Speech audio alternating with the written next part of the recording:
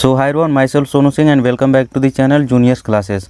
सो friends, आज की इस वीडियो में यार हम देखने वाले हैं क्लास 10th का ट्रिग्नोमेट्रिक रेशियो, जो कि ट्रिग्नोमेट्री से जो कि 20 नंबर का क्वेश्चन पूछा जाता है आपके बोर्ड एग्जाम में।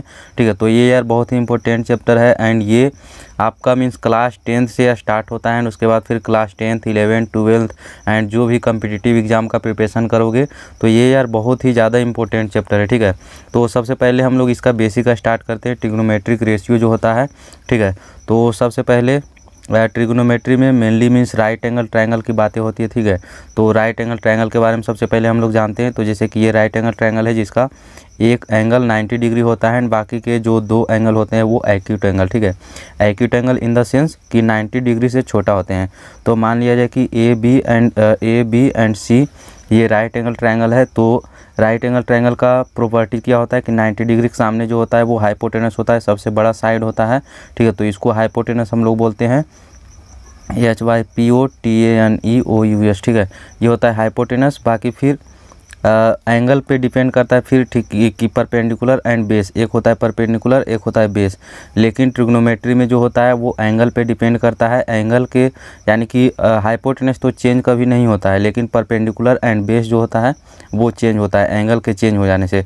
तो इस ट्रायंगल में हम लोग मान के चलते हैं कि इसको हम लोग एंगल मानते हैं। तो इसके सामने एंगल जो रहता है, इसके सामने एंगल के सामने वाला जो साइड होता है वो फिर परपेंडिकुलर हो जाता है एंड बाकी के जो साइड फिर बच जाते हैं वो फिर बेस हो जाते हैं। ठीक है, तो इसको बेस को बी से रिप्रेजेंट करते हैं। ओके, सो हाइपोटेनस को एच से डिनोट करते हैं एंड बेस को स्मॉल बी से एंड परपेंडिकुलर को स्मॉल पी से। ठीक है, तो ये हो गया। एंड इसमें जो राइट एंगल ट्रायंगल का आप लोगों ने पढ़ा होगा कि पाइथागोरस थ्योरम होता है। ठीक है, पाइथागोरस थ्योरम क्या होता है कि हाइपोटेनस का जो स्क्वायर होता है वो बाकी दो साइड के स्क्वायर के इक्वल होता है, तो p square plus b square. ठीक है, ये होता है हमारा पाइथागोरस थ्योरम। अब हम लोग ट्रिग्नोमेट्रिक रेशियो को सिंपली भी मिस पढ़ते हैं। तो ट्रिग्नोमेट्रिक रेशियो यार होता है कि जैसे कि ये एक ट्रायंगल है एंड इस ट्रायंगल में एक राइट एंगल ट्रायंगल है ए बी एंड सी। ठीक है, एंड इसमें फिर 90 डिग्री के सामने जो होगा वो हाइपोटेनस होता है, सबसे बड़ा वाला साइड। एंड जैसे कि इसमें हम लोग इसको मान लेते हैं, तो साइन थीटा का जो फार्मूला होता है वो होता है पी परपेंडिकुलर अपॉन एच होता है। ठीक है, तो परपेंडिकुलर इस केस में क्या हो गया, परपेंडिकुलर अगर जो हम थीटा इसको मानते हैं तो परपेंडिकुलर पी ये हो जाएगा एंड फिर बाकी जो बच गया वो बेस हो जाएगा। तो परपेंडिकुलर थीटा के सामने परपेंडिकुलर हुआ ए बी, तो इस केस में हो जाएगा ए बी अपॉन बेस हो जाएगा परपेंडिकुलर अपॉन एच होता है हाइपोटेनस हो गया बी सी, तो यहाँ पे बी सी। उसी तरह से साइन थीटा हो गया, उसके बाद फिर होता है कॉस थीटा का जो फार्मूला होता है वो होता है बी अपॉन एच। ठीक है, बी यानी कि base and divide by hypotenuse. Base इसमें कौन सा है, ए सी। ठीक है, बेस आप लोग देख रहे हो ए सी है, तो इसमें ए सी हो गया बेस एंड फिर हाइपोटेनस हो गया बी सी, तो इसमें बी सी। उसके बाद फिर साइन कॉस, उसके बाद फिर होता है टेन थीटा इक्वल टू क्या होता है पी अपॉन बी होता है टेन का फार्मूला। ठीक है, तो ये तीन ट्रिग्नोमेट्रिक रेशियो हैं एंड फिर तीन जो है वो इसका जस्ट अपोजिट है। ठीक है, तो टेन का फार्मूला होता है पी अपॉन बी, पी कौन सा है ए बी है, तो यहाँ पे a b and then after b base कौन सा है ए सी, तो यहाँ पे ए सी। एंड इसका फिर जस्ट अपोजिट होता है, यानी कि साइन का जो अपोजिट होता है वो होता है कॉसेक थीटा। तो कॉसेक थीटा का जो फार्मूला होगा वो इसका जस्ट अपोजिट होगा, यानी नीचे में है वो ऊपर हो जाएगा, ऊपर में जो है वो नीचे हो जाएगा। ठीक है, तो यानी कि पी अपॉन एच है तो एच अपॉन पी होगा। ठीक है, तो एच अपॉन पी यहाँ पे फिर उसी तरह से ये भी चेंज हो जाएगा, बी सी ऊपर में हो जाएगा एंड उसके बाद फिर ए बी नीचे में हो जाएगा। ठीक है, एंड डिनोमीटर इसको यार मैं भूल रहा था। ठीक है, इसको मीन्स न्यूमरेटर बोलते हैं, नीचे वाले को डिनोमिनेटर बोलते हैं। ठीक है, तो न्यूमरेटर अपॉन डिनोमिनेटर जो होगा इसका जस्ट अपोजिट होकर के डिनोमिनेटर अपॉन न्यूमरेटर हो गया।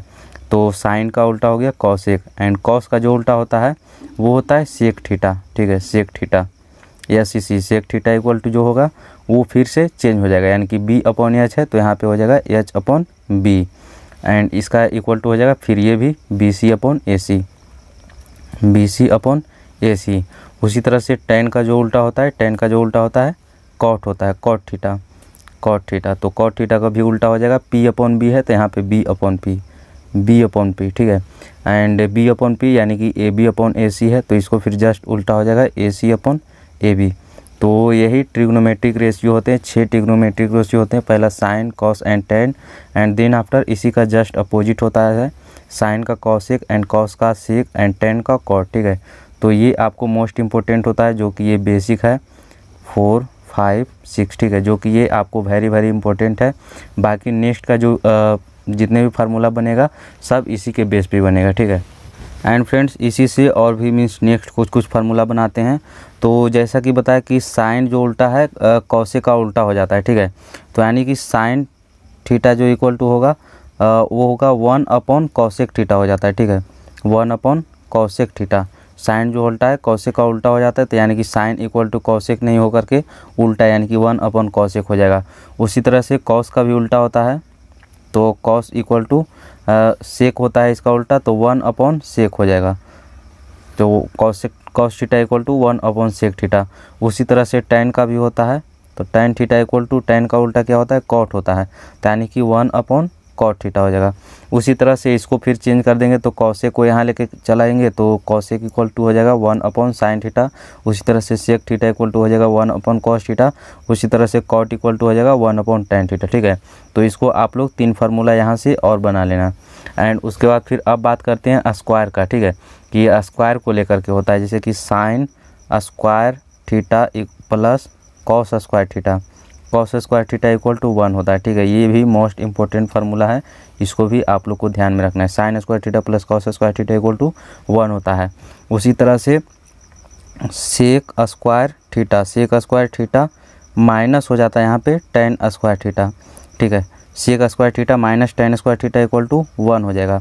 एंड उसके बाद फिर तीसरा जो फार्मूला होता है स्क्वायर का वो होता है cosec square theta minus cot square theta equal to 1, ठीक है। Cosec square theta minus cot square theta equal to 1 and sec square theta minus tan square theta equal to 1, ठीक है।